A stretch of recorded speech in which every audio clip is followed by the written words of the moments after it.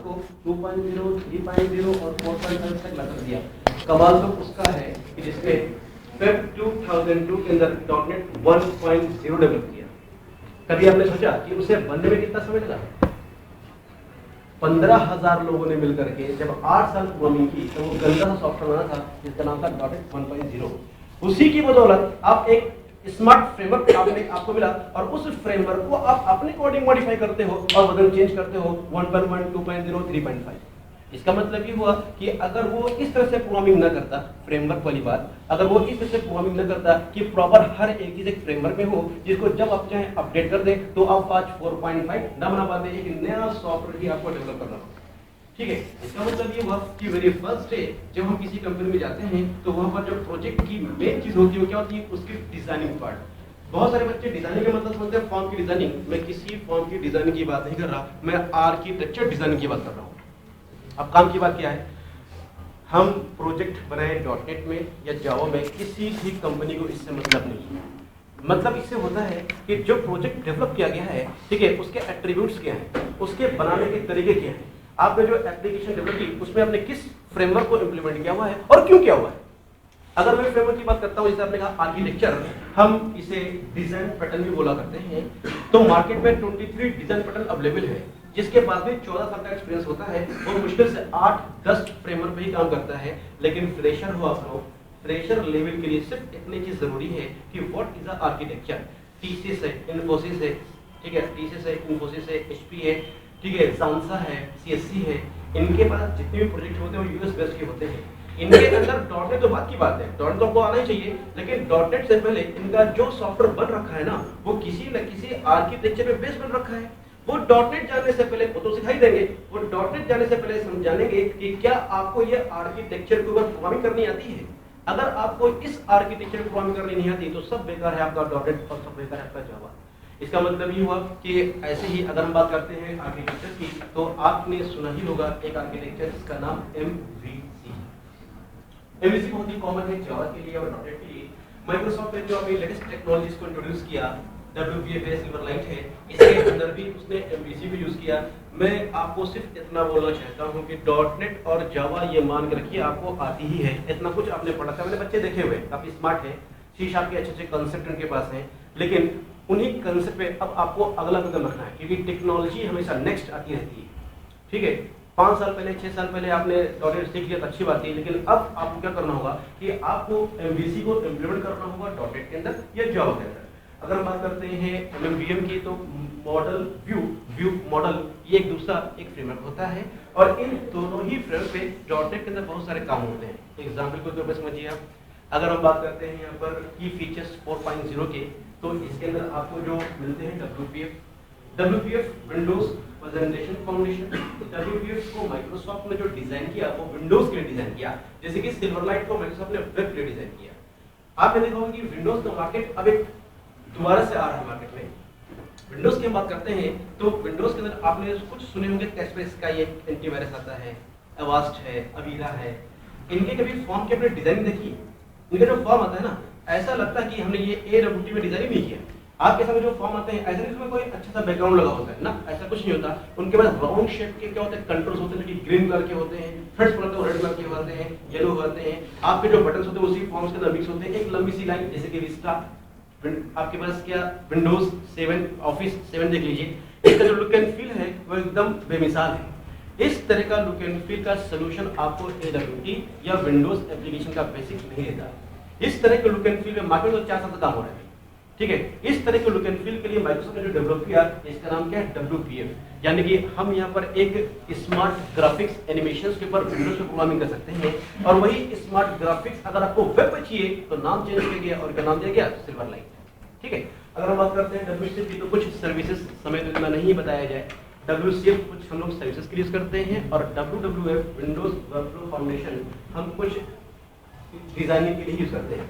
इन सबको आप तब समझ सकते हैं जब आपका बेसिक कॉन्सेप्ट क्लियर हो, what is a design pattern. Otherwise ये सब चीज क्या बेकार है। नेक्स्ट कीजिए, अगर हम बात करते हैं कुछ डॉटनेट के कोर पार्ट की, तो आपके पास माइक्रोसॉफ्ट ने जो इसके अंदर इंक्लूड किया वो आपके लिए WPF है, WF है, इन्फोकार्ड है, आपके लिए क्या है कि WCF है।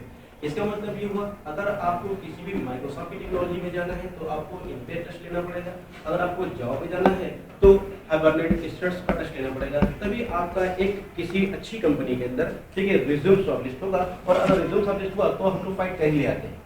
नेक्स्ट अगर हम बात करते हैं इसके अंदर, तो कुछ देखिए ग्राफिक्स और एनिमेशंस का क्या चीज़ दी गई, आप लोग इसे ध्यान से देखिएगा। कुछ पॉइंट्स हमने इसमें लिखे हुए हैं, मैं कुछ कंपेरिजन करना चाहूंगा सिंपल विंडोज प्रोग्रामिंग के अंदर और वेब प्रोग्रामिंग के अंदर। यूआई का मतलब समझते हो ना, यूजर इंटरफेस। जैसे कि फेसबुक है, आपके सामने क्या आता है, एक यूजर इंटरफेस आता है। उस यूजर इंटरफेस को बनाने के लिए किसी जावा, किसी डॉटेड की हमें जरूरत नहीं होती, सिंपल एचटीएमएल होता है। लेकिन उस इंटरफेस के पीछे जो प्रोग्रामिंग होती है, असल चीज वही होती है। लेकिन माइक्रोसॉफ्ट ने जो इंटरफेस है उसके लिए भी आपको क्या दिया, WPF या सिल्वरलाइट दिया। अब देखिए कि आपका जो 2D ग्राफिक्स पे अगर आपको काम करना हो और 3D ग्राफिक्स काम करना हो, कितना डिफरेंस होता है। एग्जैक्टली इस तरह का कंट्रोल हम डिजाइन करते हैं सिंपल विंडोज के अंदर, लेकिन in the case of WPF हम एकदम से इस तरह की बॉर्ड या इस तरह का हम आइकन इसमें अपने आप से प्रोग्रामिंग से डिजाइन कर सकते हैं। अगर हम बात करते हैं 3D एनिमेशंस की, तो एनिमेशंस के अंदर वीडियो क्लिप लगाना, ठीक है, आपके पास कई सारी मतलब फीचर्स होते हैं, उनको इंप्लीमेंट करना, ये सारा काम जो कि हम बहुत ही लार्ज प्रोग्रामिंग में करते थे, इस काम को हम लोग WPF से बहुत ही आसानी से कर सकते हैं और इसका बहुत ज़बरदस्त मार्केट है इंडस्ट्री में। नेक्स्ट, ठीक है, ये वीडियो कर रहा हूँ, ठीक है। सिल्वरलाइट की अगर हम बात करें तो आई थिंक सभी लोगों ने देखा हुआ कि बहुत सारी वेबसाइट सिल्वरलाइट पे काम करती है। कुछ डिसएडवांटेज भी है, ठीक है, जैसे कि ये ब्राउजर डिपेंडेंट होते हैं। ब्राउजर डिपेंडेंट का मतलब ये हुआ कि 9.0 से अब जो कि आपके ब्राउजर होंगे वही सिल्वरलाइट को क्या करते हैं, सपोर्ट करते हैं। अदरवाइज 2-4 फीचर्स इतना काम नहीं करते हैं, क्योंकि आज आपको प्रॉब्लम हो रही है, लेकिन जो आपके पीछे नेक्स्ट जनरेशन है वो जब आएगी तो सभी के पास क्या होगा, ब्राउजर 9.0 होगा। टेक्नोलॉजी कभी पीछे नहीं आती, हमेशा वो आगे तक चलती है, ठीक है। ये सिल्वरलाइट हो गया। ये तो रहा हमारा ट्रेनिंग का सेशन कि हम आपको तैयार करते हैं कुछ डेवलपमेंट के लिए, लेकिन कोर्स हमारा कंप्लीट नहीं होता। बेसिकली हमने पहले आपको बताया था कि हमने जो यहाँ पर परफॉर्म किया हुआ है, हमने जो अपनी कंपनी का जो कंसेप्ट रखा हुआ है वो 3 शेड्यूल रखा हुआ है, ट्रेनिंग, डेवलपमेंट और कंसल्टेंसी। इतना कुछ आपको हम ट्रेनिंग देते हैं कि अगर आपको शिफ्ट किया जाए किसी डेवलपमेंट एरिया में तो आप कम से कम सर की रिक्वायरमेंट को फुलफिल करें। और कितना भी मैं अच्छा पढ़ा हूँ, कितना भी अच्छा आप सीख लें, लेकिन जो रियल टाइम होता है ना वो रियल टाइम ही होता है। रियल टाइम में क्या सीखते हो, प्रेशर। आपके बॉस ने कह दिया कि ये काम करता हो जाएगा, आपके साथ शाम तक हो जाएगा, उसने कह दिया करके ही जाना, तो बोल दिया जब काम खत्म हो जाएगा तभी जाना, ये प्रेशर। और अगर देखा जाए ना तो काम हमेशा प्रेशर में से ही होता है।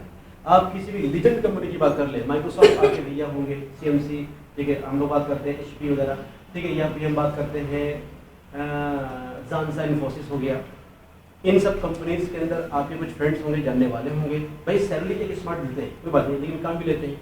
इसका मतलब ये हो गया कि अगर आपको काम करना नहीं आएगा, ठीक है, तो फिर हम अपनी जॉब को बचा नहीं पाएंगे। एक तो होता है जॉब का लेना और दूसरा होता है क्या, जॉब का बचाना। इसलिए हमने कुछ रियल टाइम का टच देने के लिए हमारे पास कुछ प्रोजेक्ट US बेस के होते हैं, लेकिन उन पर डायरेक्टली हम कम्युनिकेट इस वजह से नहीं करा सकते, कुछ रीजंस होते हैं।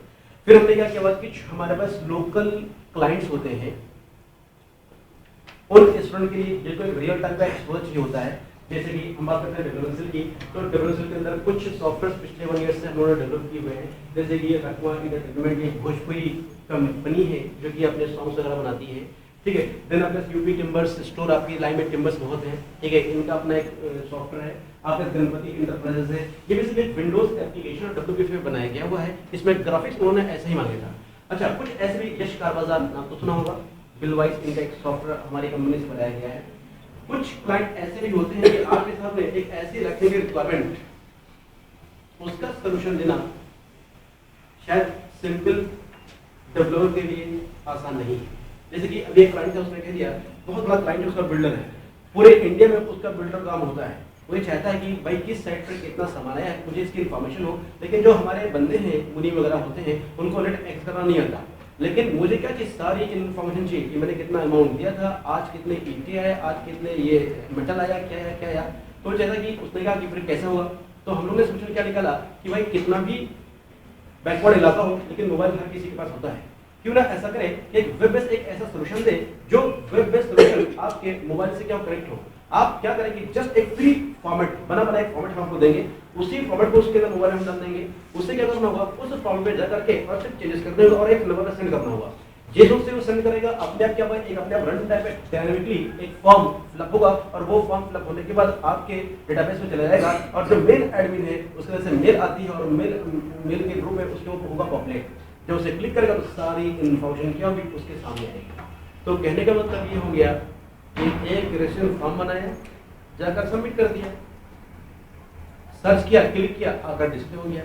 सिर्फ रिकॉर्ड इंसर्ट करना और रिकॉर्ड डिस्प्ले करना ही प्रोग्रामिंग नहीं होती। मेरे कहने का मतलब ये हो गया, आपको टिपिकल से टिपिकल मूवमेंट को इतना इजी बनाकर देना होता है, यही क्या होती है असली प्रोग्रामिंग होती है। तो ये सारी चीज़ें हैं। बाकी मैं आपके सामने स्मार्ट पर्सनालिटी हमारे नॉलेज की है, आपको मैं लाना चाहूँगा मिस्टर विनय श्रीवास्तव जी। काफ़ी लीजेंड एक्सपीरियंस इनका है, अराउंड एक